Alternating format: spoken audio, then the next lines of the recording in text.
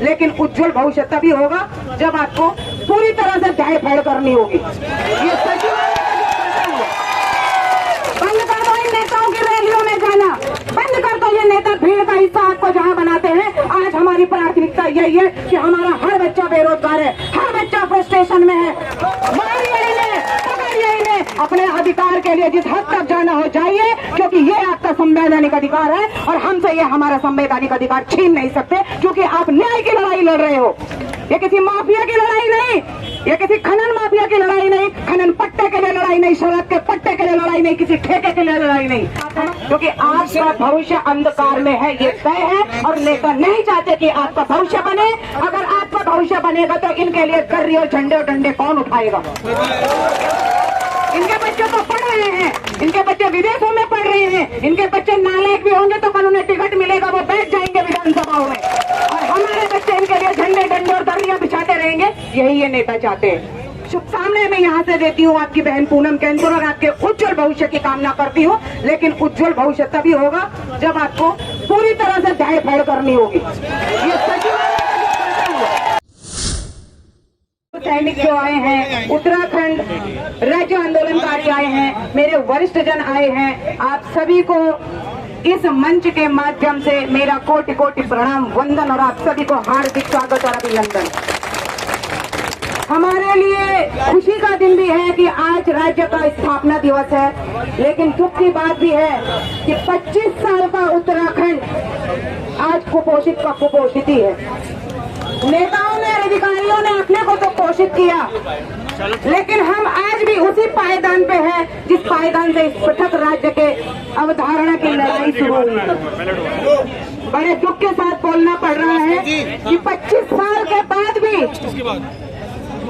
किस अवधारणा को लेकर हमने उत्तराखंड बनाया था, किस लिए हमने उत्तराखंड बनाया था, किस लिए यहाँ पे इतनी शहादतें हुई थी, क्यों हमारी हजारों की संख्या में मातृ शक्तियां सड़कों पे उतरी थी, गांव-गांव गली से लेकर चप्पे चप्पे तक एक बड़ा आंदोलन हुआ था कि एक छोटा सा राज्य उत्तराखंड बनेगा जो समृद्ध होगा, खुशहाल होगा, हमारे बच्चों को रोजगार मिलेगा। लेकिन आज क्या हुआ? आज हमारे सारे युवा सड़कों में भटक रहे हैं। इससे बड़े शर्म की बात इन सरकारों को और नेताओं के लिए कुछ नहीं हो सकती जो आज है, लेकिन हमारे लिए भी खेद का विषय है कि हम वोट देके इन्हें चुनते जा रहे हैं, चुनते जा रहे हैं, चुनते जा रहे हैं और बिठाते जा रहे हैं। आज आप लोग यहाँ पे इकट्ठा हुए हैं, उत्तराखंड से एक क्रांति ने जन्म लिया जिसका नाम बॉबी पवार है। मैं सैल्यूट करती हूँ अपने उस भाई को। सैल्यूट इसलिए भी बनता है कि एक साधारण से घर के लड़के ने, एक साधारण से पहाड़ के युवा ने एक असाधारण कार्य किया और इतनी बड़ी शक्ति को एक धागे में पिरो दिया कि आज शासन और प्रशासन आपके आगे कम से कम नतमस्तक तो हुआ। तो मैं आप सभी से यही आह्वान करती हूँ और आज यही बोलती हूँ कि पृथक राज्य के आंदोलन से लेकर आज तक हम लोग भी आंदोलन कर रहे हैं। आज उत्तराखंड की दशा और दिशा कोई बदल सकता है तो वो सिर्फ और सिर्फ युवा बदल सकता है। ये उत्तराखंड युवा का है, ये उत्तराखंड आपका है। आपको विधानसभाओं में होना चाहिए, आपको सचिवालयों में होना चाहिए, तब यहाँ की दशा सुधरेगी। लेकिन इसके लिए आपको अपने अंदर जोश लाना होगा। मैं तो आज आह्वान करती हूँ समस्त मातृ शक्ति से, हम सबके बच्चे बेरोजगार हैं, सबकी माताओं और बहनों को भी सड़क पे उतरना चाहिए अपने बच्चों के लिए।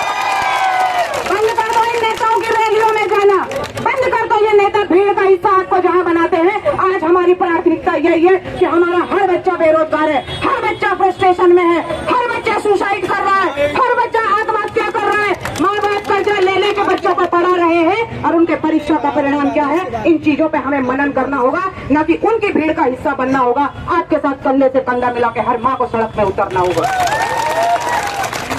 मत बनो कठपुतलियां इनकी, क्या दिया इन्होंने हमें और ये क्या हमारे साथ कर रहे हैं।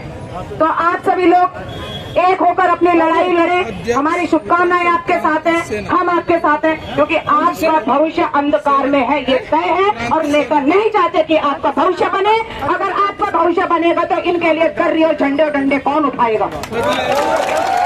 इनके बच्चे तो पढ़ रहे हैं, इनके बच्चे विदेशों में पढ़ रहे हैं, इनके बच्चे नालायक भी होंगे तो कल उन्हें टिकट मिलेगा, वो बैठ जाएंगे विधानसभाओं में, और हमारे बच्चे इनके लिए झंडे डंडे और दरिया बिछाते रहेंगे। यही ये नेता चाहते हैं। तो सभी एक हो जाएं। सरकारें बात करती है महिला सशक्तिकरण की, सरकार बात करती है बेटियों को पढ़ाने की, सशक्त बनाने की। ये है हमारी बेटियां, सड़कों में हमारी बेटियां बैठी हैं। मैं निवेदन करती हूँ अपनी मीडिया से भी, दिखाएं ये हमारी उत्तराखंड की बेटियां जिन्हें सशक्त इन सरकारों ने कर दिया। कितने सशक्त इन्होंने किया है। आप हाथ उठाइए, आप सशक्त होते तो आप सड़कों पे रहते, आप कुर्सियों में बैठे होते। आप जैसे शिक्षित और समझदार क्रांतिकारी जिस दिन वहाँ कुर्सियों में बैठे सचिवालयों में गए या सत्ता के गलियारों में गए, तो उन्हें पता है आप तो उन्हें खदेड़ खदेड़ के वैसे ही भगा दोगे। तो अपने जज्बे को बरकरार रखिए। ये नहीं कि हमने एक दिन की रैली करी, एक दिन का हल्ला किया, हम शांत हो जाए। जब तक उबाल खून में नहीं रहेगा तब तक जीत नहीं होगी। भगत सिंह तो हमें बनना ही पड़ेगा, क्योंकि बिना क्रांति के कुछ नहीं मिलने वाला, कुछ भी नहीं मिलने वाला। और जिस राज्य में इस तरह की तानाशाही हो, इस तरह का जोर जुल्म हो, वहाँ के लिए तो आपको भगत सिंह बनना ही पड़ेगा। और आप सबसे पहाड़ी से हो, और पहाड़ी तो भी अपना आप मजबूत रहेगा। अगर आप लड़की ये पृथक राज्य उत्तराखंड की नींव रख सकता है, ये उत्तराखंड का मान सकता है, ये उत्तराखंड का बलिदान ये सकता है, आप हुआ पूर्वजों की संतान छवा, आप अपना अधिकार का वास्ता यूं तक खदेड़ सकता हो। अपने अधिकार के लिए जिस हद तक जाना हो जाइए, क्योंकि ये आपका संवैधानिक अधिकार है और हमसे ये हमारा संवैधानिक अधिकार छीन नहीं सकते, क्योंकि आप न्याय की लड़ाई लड़ रहे हो। ये किसी माफिया की लड़ाई नहीं, ये किसी खनन माफिया की लड़ाई नहीं, खनन पट्टे के लिए लड़ाई नहीं, शराब के पट्टे के लिए लड़ाई नहीं, किसी ठेके के लिए लड़ाई नहीं। हमारे बच्चों ने पढ़ाई की है और वो अपनी शिक्षा के एवज में अपने लिए रोजगार चाहते हैं, और हर हाथ रोजगार उत्तराखंड के हर बच्चे का अधिकार है। इसीलिए लोगों ने शहादतें दी थी। आपको वहाँ बिठाने के लिए, अय्याशी करने के लिए, अपना पेट भरने के लिए उत्तराखंड नहीं बनाया था, ये शहादतें नहीं हुई थी। तो सभी लोग एक रहे, एक होकर अपनी लड़ाई लड़े, और जो आपका अधिकार है वो आपको मिलेगा, क्योंकि वाकई वो आपका संवैधानिक अधिकार भी है। और आपकी नैतिक ड्यूटी भी बनती है कि आप सभी लोगों ने इसी समर्थन के साथ एक दूसरे का हाथ पकड़ के इस लड़ाई को आगे बढ़ाना है। डरने की जरूरत नहीं है। जितना आपसे ये लोग डरेंगे, जितना ये आप लोगों को रोकेंगे, जितना ये लोग आपको डराएंगे, इसका मतलब आप प्रभावशाली होते जा रहे हो, क्योंकि कमजोर से कोई नहीं डरता। तो वो डर रहे हैं, आप मजबूत हैं।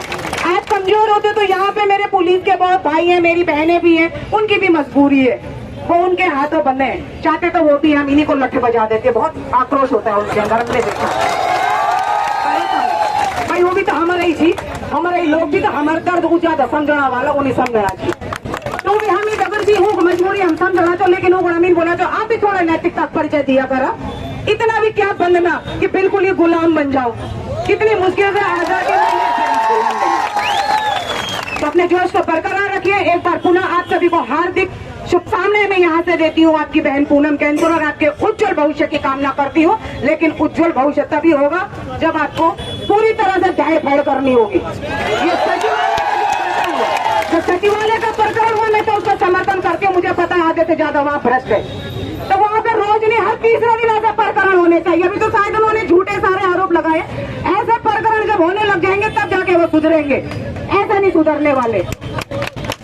तो यहाँ पे जितनी भी बहनें हमारी हैं, आप सभी को भी शुभकामनाएं। बहुत अच्छा लगा, आप लड़िए, अपने अधिकार के लिए लड़िए। और जितने लोग यहाँ पे आए उनका भी तहे दिल से मैं शुक्रिया अदा करती हूँ, धन्यवाद अदा करती हूँ कि आप अपने बच्चों को, अपने भाइयों का ऐसे ही हौसला अफजाई करते रहे। और जितने भी क्रांतिकारी है, मैं देखती रहती हूँ सोशल मीडिया पे, आप सब भी बधाई के पात्र हैं। वो कहते हैं ना कि पीर पर्वत से पिघलनी चाहिए, आज हिमालय से कोई गंगा निकलनी चाहिए। मेरे दिल में न सही, तेरे दिल में सही, कहीं तो वो आग निकलनी चाहिए। धन्यवाद। जय भारत, जय उत्तराखंड। बहुत बहुत धन्यवाद दीदी आपका।